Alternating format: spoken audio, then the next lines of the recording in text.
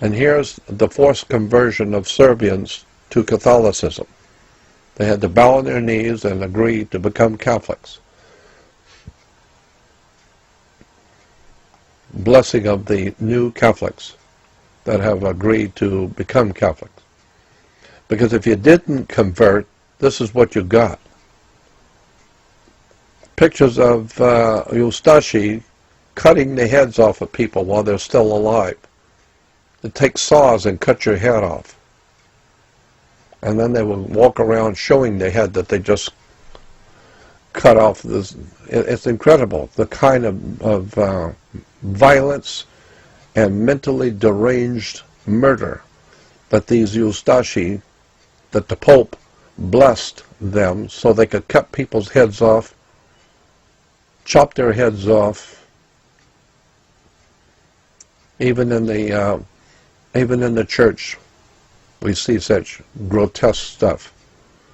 Here, this guy's going to cut the other guy's throat, and they're holding a plate beneath it so they can take the blood and use it in a ritual. Here, Eustachi is beating non-Catholics in the streets, killing them,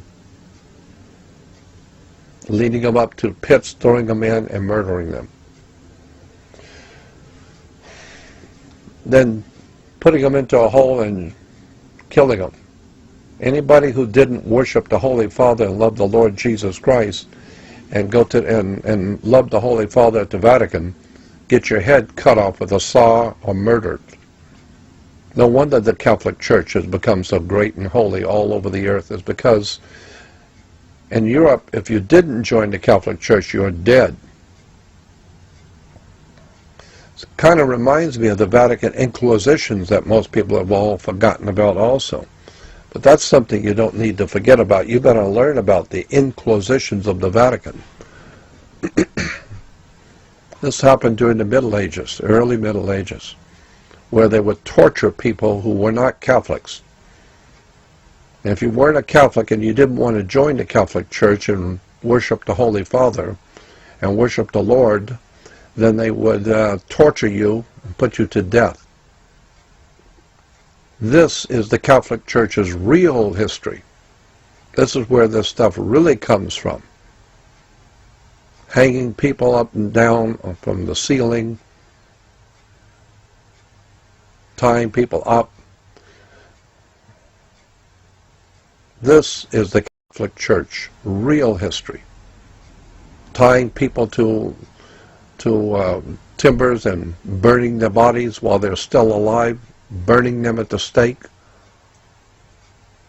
Waterboarding, that's where we get the waterboarding, is from the Catholic Church. That was a favorite in Rome, was to waterboard people, pour water down your throat so that you couldn't breathe, and torturing your body at the same time to make you agree that you love the Lord Jesus and you will turn and be a Catholic, because if you don't, God help you. So the Catholic Church is replete with history of burning people, torturing people,